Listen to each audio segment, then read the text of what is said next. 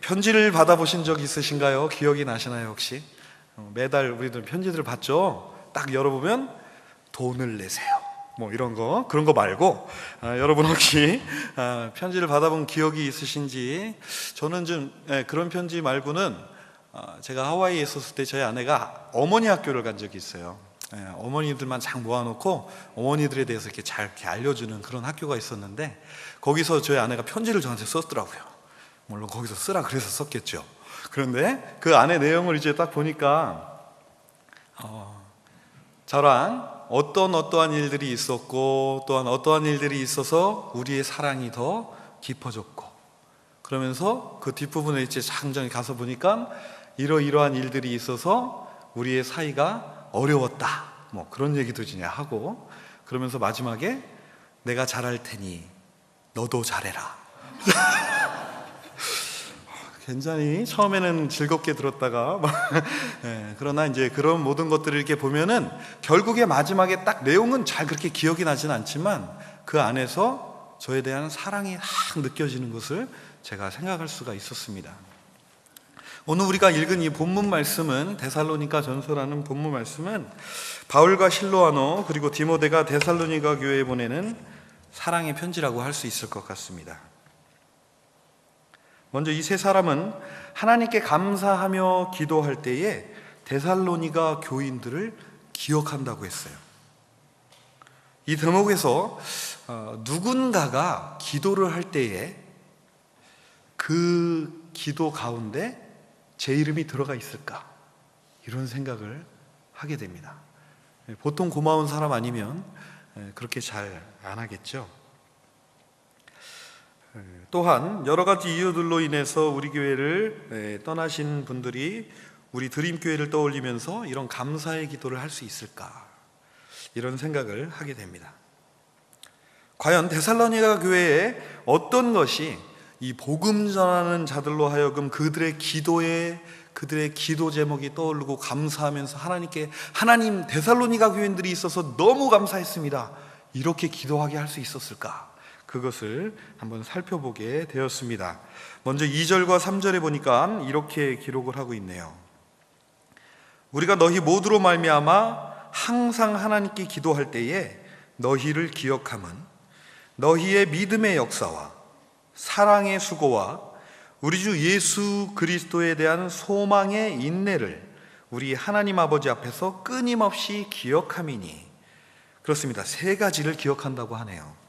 믿음의 역사, 사랑의 수고, 우리 주 예수 그리스도에 대한 소망의 인내. 데살로니가 교회를 떠올리면 이 세 가지가 떠오른다는 것입니다. 그렇다면 믿음의 역사란 과연 무엇일까요? 6절에 보니까 너희가 많은 환난 가운데서 성령의 기쁨으로 말씀을 받아 우리와 주를 본받은 자가 되었다, 이렇게 기록을 하고 있습니다. 그러니까 이 복음 전도자들이 복음을 전할 때에 데살로니가 교인들의 상황은 그리 편하고 좋은 상황은 아니었던 것 같습니다. 많은 환난이 있는 가운데서 복음을 들었다, 이렇게 기록을 하고 있어요. 그럼에도 불구하고 데살로니가 교인들은 성령의 기쁨으로 말씀을 받았다라고 이야기를 하고 있습니다. 우리는 과연 말씀을 받을 때 어떤 자세로 말씀을 받고 있을까요? 지금 이 순간 우리들의 마음은 또한 어떨까요? 데살로니가 교인들의 상황은 그리 좋은 상황은 아니었던 것 같습니다만 그들은 자신의 상황은 생각하지 않았던 것 같습니다. 일단 둘째치고 말씀을 우선시했던 것 같습니다. 그리고 그들의 생각에서 자신의 상황을 따지지 않고 일단 말씀을 받아들이며 그냥 받아들인 것이 아니라 성령의 기쁨으로 받았다, 이렇게 이야기를 합니다. 여러분들도 대화를 하거나 어디에서 이제 스피치를 하신 적이 있으실 것입니다. 그런데 듣는 영혼이 없거나 대답을 할 때도 영혼이 없는 그런 대답을 들어보신 때가 있으시죠. 하지만 데살로니가 교인들은 말씀을 들을 때에 먼저 성령님을 의지했습니다. 성령님을 의지해서 말씀을 들을 때 이런 마음으로 들은 것 같습니다. 성령님, 지금 제가 듣는 말이 이해가 되게 하여 주시옵시고 깨닫게 하여 주시옵소서. 이런 자소를 듣게 되면 성령님이 얼마나 기뻐하실까 생각을 합니다. 그것이 바로 성령의 기쁨으로 말씀을 들었다라는 말이 아닌가 합니다. 누군가의 말을 들을 때에는 먼저 그 말이 이해가 돼야 되죠. 이해가 되고 나서 그 다음에 받아들이고 나서 그 다음에 자신의 생각을 이야기하거나 아니면 궁금한 것을 질문을 해야 대화가 되게 됩니다. 저도 사실 성경을 볼 때나 들을 때에, 특히 설교를 준비할 때에도 먼저 내용이 이해가 안 되면 그 성령님께서 내게 뭘 말씀하려고 하시는지 알아들을 수가 없습니다.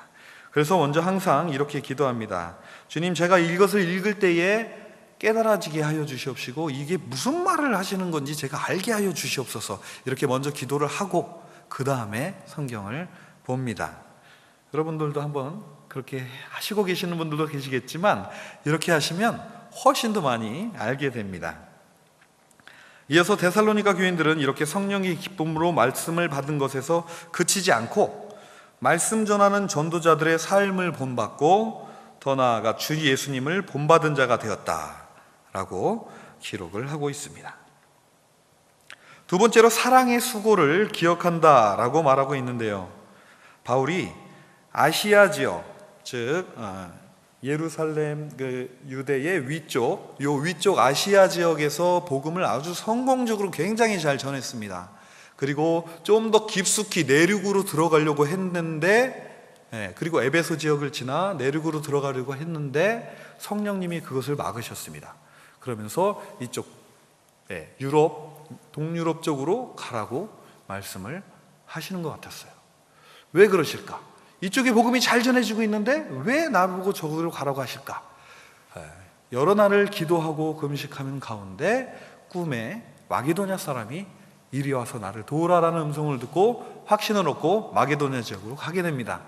거기서 처음에 빌립보라는 곳에서 복음을 전하는데 복음을 전할 마땅한 곳이 없었어요. 이상하다. 주님은 왜 나를 여기에 부르셨을까? 그러면서 가다가 누구를 만나게 됐냐면 우물가에 있는 루디아를 만나게 되죠. 거기서 복음을 전해서 회심을 하게 된 사람은 루디아 딱 한 사람이에요. 이렇게 잘된 곳을 버리고 어렵게 마게도냐 지역으로 갔는데 딱 한 명이, 게다가 거기서 복음을 전하는데 어떤 귀신 들린 여종이 쫓아와서 이 사람은 하나님의 말씀을 전하는 자다. 하루 이틀도 아니고 매일매일 쫓아다니면서, 그래서 어떻게 해요? 나가라! 했더니 정말 나가버렸어. 그때 그 종을 부리던 주인이, 이 귀신이 그 종에게, 이 귀신 들린 여인이 그 주인에게 예언을 해가지고 막 돈을 벌게 해줬었나 봐요. 그런데 그게 떨어지자 이 사람이 고소를 하고 심지어 감옥에 가서 매까지 맞고 감옥에 들어가게 되죠. 복음 전하는 자의 그 마음이 어땠을까? 그것을 생각을 하게 됩니다. 하지만 하나님께서도 그 안에서 또 복음의 기회를 주셔서 간수에게 복음을 또 전하는 역사가 이루어지죠. 빌립보라는 곳, 동유럽에 와서 처음 빌립보라는 곳에 딱 가서 딱 2명 전도했어요. 이 넓은 곳에 딱 죄송합니다. 딱 2가정이 앉아있는 그런 기분이겠죠. 마음에 굉장히 상처가 되었을 수도 있습니다. 하지만 이제 그 빌립보라는 곳에서, 감옥에서 나와서 그 다음 들린 곳이 바로 이 데살로니가라는 곳이에요. 이 데살로니가라는 곳에 와서 딱 3주 말씀을 전했습니다. 딱 3주 말씀을 전하자 그곳에 있던 많은 헬라인들이 막 예수님을 믿겠다고 따라오는 거예요. 그 빌립보에서의 그 감옥에서 있던 일과 매맞은 그것이 어떻게 돼요? 한순간에 씻겨지는 그런 것을 체험했을 것 같습니다. 보니까 2장 2절에 이렇게 이야기하고 있네요. 너희가 아는 바와 같이 우리가 먼저 빌립보에서 고난과 능욕을 당하였으나 우리 하나님을 힘입어 많은 싸움 중에 하나님의 복음을 너희에게 전하였노라. 그곳에서 그 아픈 기억을 가지고 너희들에게 복음을 전하였을 때 하나님께서 너희들을 준비시키셔서 복음을 받아들이게 되었다. 이런 이야기를 하고 있습니다. 그런데 거기서 그치는 것이 아니라 그렇게 복음을 전하고 나자 그곳에 있던 유대인들이 갑자기 마음속에 시기심이 생겼어요. 어디 근본도 잘 모르는 어떤 사람이 와서 딱 세 주 이렇게 말씀을 딱 전하니까 갑자기 사람들이 어떻게 해요?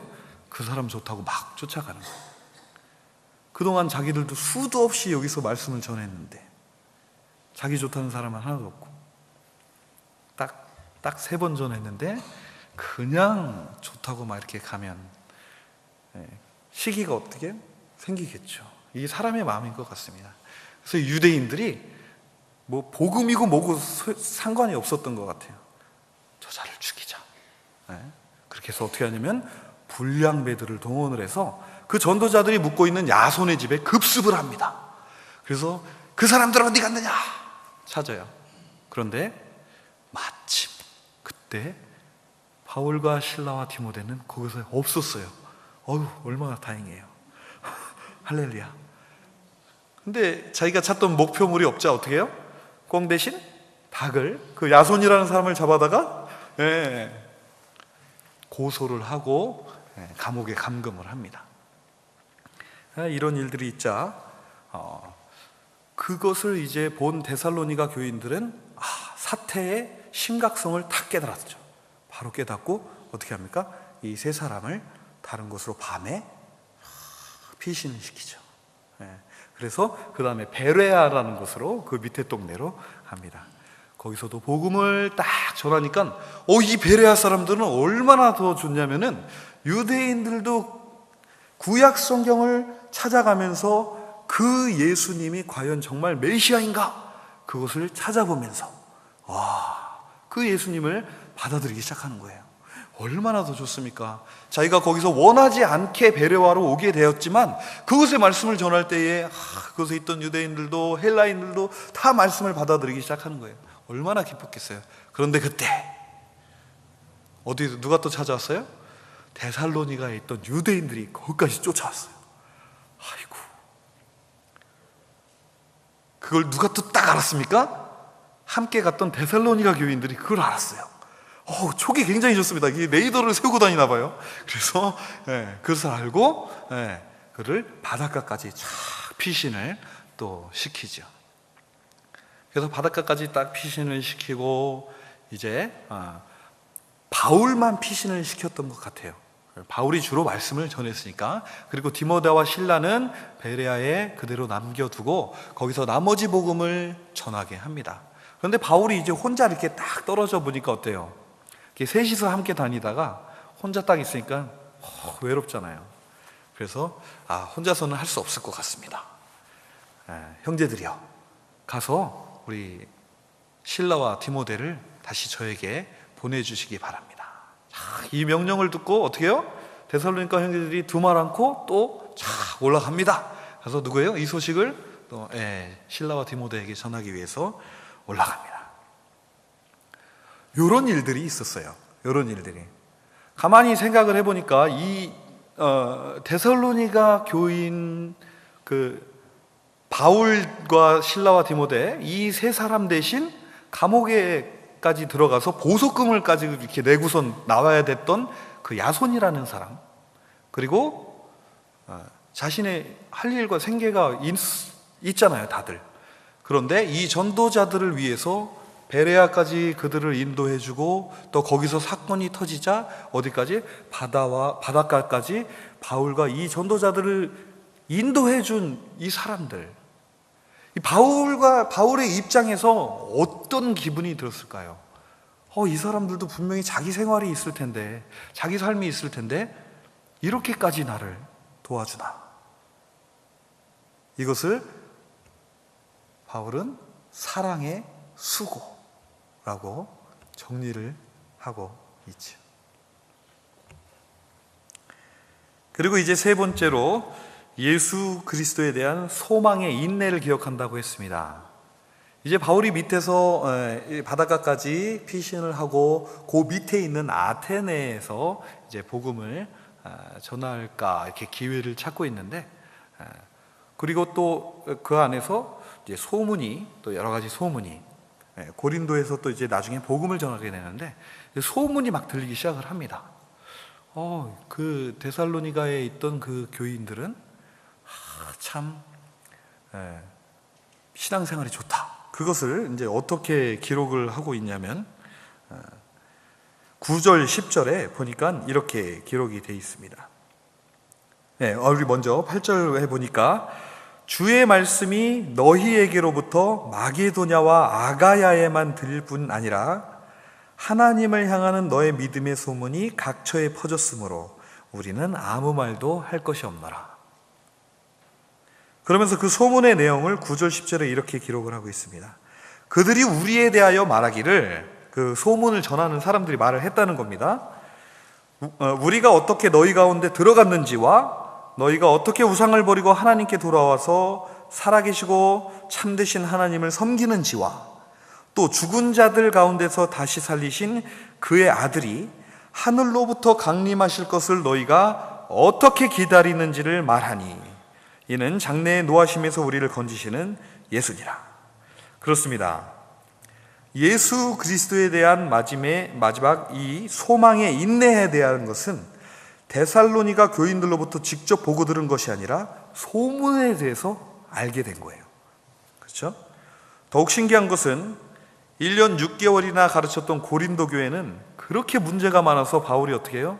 눈물로 편지를 쓰고 사람을 보내서 고린도 교회 잘 됐니? 어떻게 되니? 거기 싸우지는 않니? 왜 그렇게 파가 갈려졌니? 이상한 일이 왜 벌어지니? 이렇게 했지만 딱 3번 말씀을 전한 데살로니가 교회는 이렇게 좋은 소문이 난다는 거예요. 참 희한하죠.